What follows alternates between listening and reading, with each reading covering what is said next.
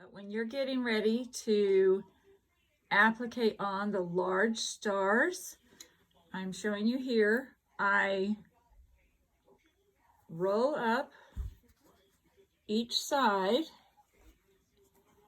like that.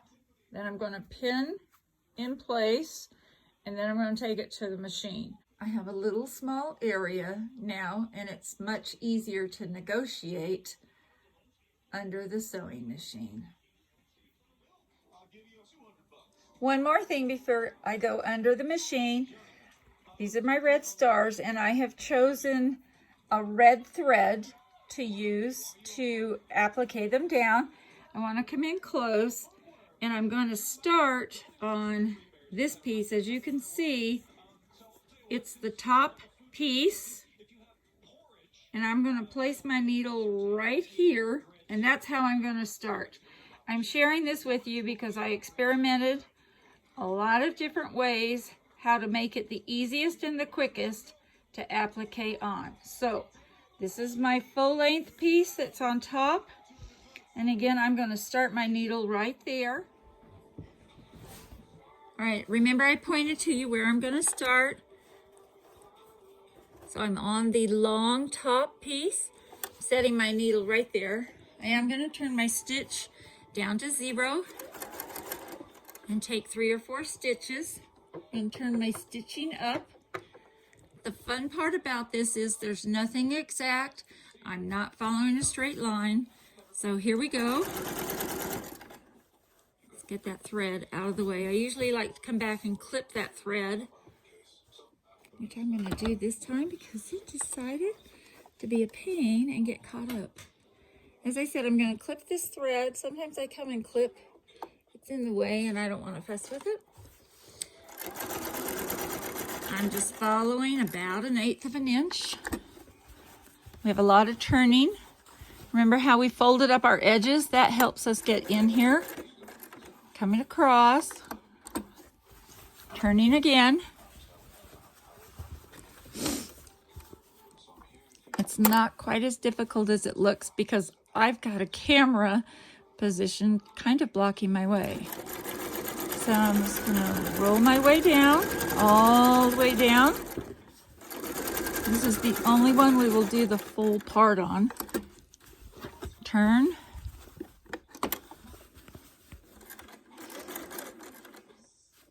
I like to keep my needle in the down position. It makes it a lot easier when I'm turning. Again, sometimes you have to kind of maneuver the fabric, and I'll remind you I'm working with a camera. Here I come. I'm not making any straight line. I'm not doing anything exact. Now I'm back to where I started. So now I'm going to do my second stitch. I wish this was a little darker so you could see the red more, but the point now is not to go in the same stitch. And hopefully, as you can see,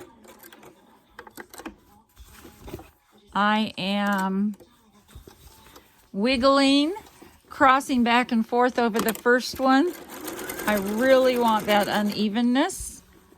It's okay if you come off the piece a little bit. And I continue around.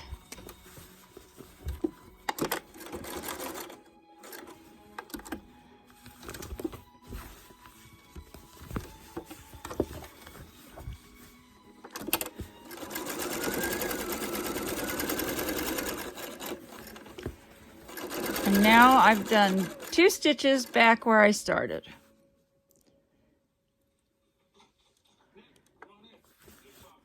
Now, just so you'll see what we're going to do, I'm going to turn my needle. Now I've got these 3 halves, and I'm going to go around each one time when I get over here. And then I'm going to come back and do my double stitch back, meet up.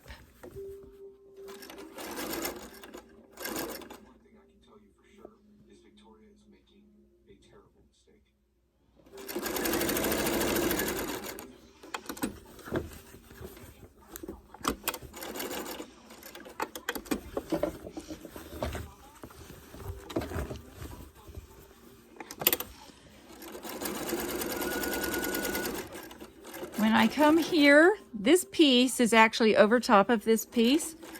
So now I'm onto that piece. I'm just going to give myself a little.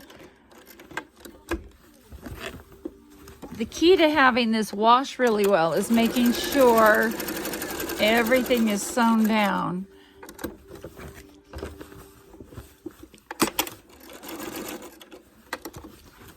So we're going, I'll remind you one more time, we're doing 1/8 inch.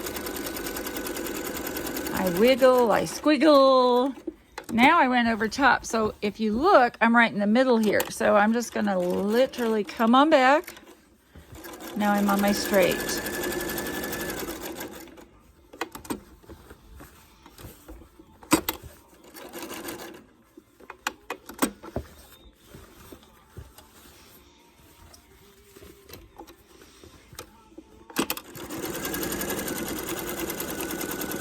Now I've reached up to that center one we did first.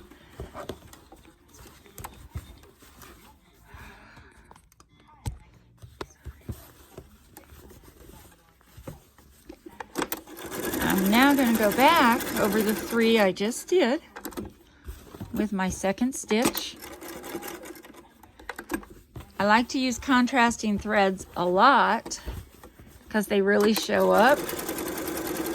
But in the case of this quilt, it's a beautiful, subtle quilt. So I didn't want to see that stitching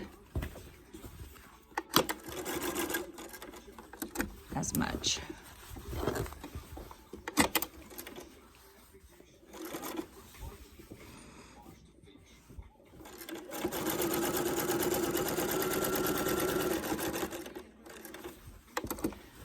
I'm now doing the last petal, or